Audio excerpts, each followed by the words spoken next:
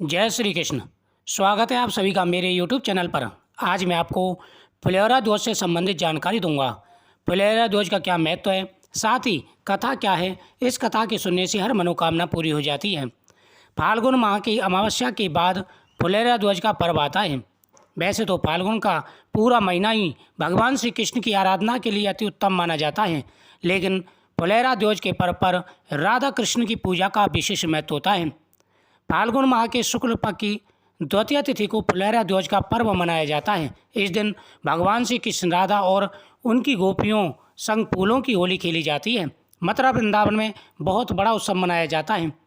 मान्यता है कि इस दिन रंग बिरंगे फूल भगवान श्री कृष्ण को अर्पित करने से वैवाहिक जीवन में प्रेम बढ़ता है। शोक जीवन साथी की कामना के साथ इस दिन कुंवारी लड़कियां व्रत भी रखती हैं। ब्रजभूमि के कृष्ण मंदिरों में फुलेरा ध्वज का पर्व बहुत बड़ा धूमधाम से मनाया जाता है। कहते हैं कि फुलेरा ध्वज पर राधा कृष्ण से जुड़ी रोचक बहुत ही सुंदर कथा है, जिससे दाम्पत्य जीवन में खुशियां आती हैं। फुलेरा ध्वज की पौराणिक कथा के अनुसार एक बार की बात है, भगवान श्री कृष्ण अपने कार्य में इतने व्यस्त हो गए, कई दिनों तक राधा रानी से मिलने बरसाने न जा पाए। राधा जी श्री कृष्ण के वियोग में व्याकुल हो गईं। उन्हें दुखी देखकर गोपियां भी श्री कृष्ण से रूठ गईं।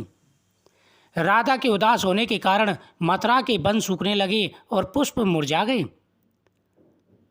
जब भगवान श्री कृष्ण को इस बात का ज्ञान हुआ तो वे राधा रानी और गोपियों से मिलने बरसाने गए। कृष्ण को देख राधा रानी बहुत ही प्रसन्न हुई और चारों ओर फिर से हरियाली छा गई। राधा जी को देख करके सभी फूल खिलने लगे और साथ ही भगवान श्री कृष्ण भी फूल तोड़ करके उन पर फेंकने लगे। जवाब में राधा रानी ने भी ऐसा ही किया। यह नज़ारा देख वहाँ मौजूद गोपियाँ और ग्वाले भी एक दूसरे पर फूलों की होली खेलने लगे। उस दिन फाल्गुन माह के शुक्ल पक्ष की द्वितीया तिथि थी। तभी से इस दिन को फुलेरा ध्वज यानी भगवान श्री कृष्ण और राधा जी ने इस दिन फूल की होली खेली थी, इसलिए इसे फुलेरा ध्वज का पर्व मनाया जाने लगा। इस दिन मथुरा वृंदावन में बड़े ही धूमधाम से फुलेरा ध्वज का पर्व मनाया जाता है। फुलेरा ध्वज के दिन जो विवाह और शुभ कार्यों के लिए अशुभ साया भी माना जाता है। कहते हैं कि इस दिन शादी करने वालों का जीवन प्रेम और सुख से भर जाता है। राधा रानी और भगवान श्री कृष्ण सच्चे प्रेम के प्रतीक थे। फुलेरा ध्वज पर उनकी पूजा से दाम्पत्य जीवन और प्रेम जीवन में रिश्तों में मजबूती आती है। इस दिन भगवान श्री कृष्ण की पूजा करने से सभी परेशानियां दूर हो जाती हैं। जो भी व्यक्ति सच्चे मन से भगवान श्री कृष्ण की पूजा करते हैं, उनके जीवन में आ रहे सारे दुख और परेशानियां दूर हो जाती हैं। इस दिन अपनी इच्छा बोल करके भगवान श्री कृष्ण के सामने फूल अर्पण करने चाहिए। भगवान श्री कृष्ण और राधा जी इस दिन सभी मनोकामनाएं पूरी करती हैं। फुलेरा ध्वज के दिन आप कोई भी शुभ कार्य कर सकते हैं। इस दिन जो भी शुभ कार्य किए जाएं, उनका विशेष महत्व होता है और सभी कार्य सिद्ध हो जाते हैं। फुलेरा ध्वज से जुड़े अनेकों ऐसे कथाएं हैं जो बहुत ही पवित्र हैं। भगवान श्री कृष्ण ने इस दिन राधा रानी जी के साथ फूलों की होली खेली थी, इसलिए बहुत बड़ा यह पर्व मनाया जाता है। मथुरा वृंदावन में सभी लोग फूलों की होली खेलते हैं। इस दिन आप उपाय भी कर सकते हैं। भगवान श्री कृष्ण की कृपा से सभी मनोकामनाएं पूरी हो जाती हैं। इस दिन सुबह स्नान करते समय जल में गंगाजल डालकर के स्नान करें। उसके बाद में आप भगवान सूर्य देव को अर्घ्य दें।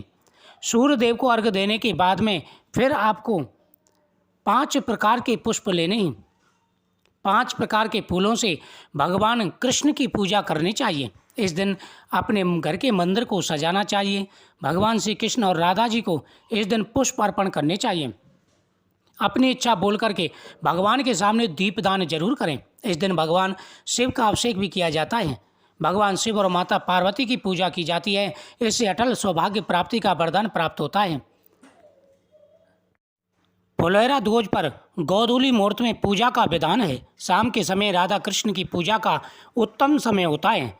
शाम को स्नान के बाद रंगीन और साफ कपड़े पहने, संभव हो तो गुलाबी रंग के वस्त्र पहने। ये रंग प्रेम का प्रतीक माना जाता है। श्री कृष्ण और राधा रानी का फूलों से श्रृंगार करें। कृष्ण और उनकी प्रेयसी राधा जी को उनके प्रिय फूल कुदुम, करवरी, मालती, पलाश और बनमाला के फूल चढ़ाए जाते हैं। भगवान श्री राधा कृष्ण की सुगंध द्रव्यों से पूजा की जाती है और पंचामृत मिश्री व मिठाई का नैवेद्य अर्पण किया जाता है। घी का दीपक जला करके मधुराष्टक या राधा कृष्ण कृपा कटाके का पाठ किया जाता है। राधा रानी को श्रृंगार चढ़ाएं तथा अपनी मनोकामना बोलें। जो व्यक्ति भगवान कृष्ण के सामने अधरम मधुरम वदनम मधुरम नयनम मधुरम हसतम मधुरम हृदयम मधुरम गमनम मधुरम मधुराधिपते रखिलम मधुरम वचनम मधुरम चरितम मधुरम वसनम मधुरम बलितम मधुरम चलितम मधुरम भ्रमतम मधुरम मधुराधिपते रखिलम मधुरम। इस प्रकार से जो भी व्यक्ति इन मंत्रों का जाप करते हैं उनकी प्रत्येक मनोकामना पूरी हो जाती है। बहुत ही बड़ा पर्व है, सुंदर पर्व है। इस दिन भगवान श्री राधा कृष्ण की पूजा जरूर करें। भगवान श्री राधा कृष्ण की पूजा करने से सारी व्याधियां दूर हो जाती हैं। ओम नमो भगवते वासुदेवाय नमः।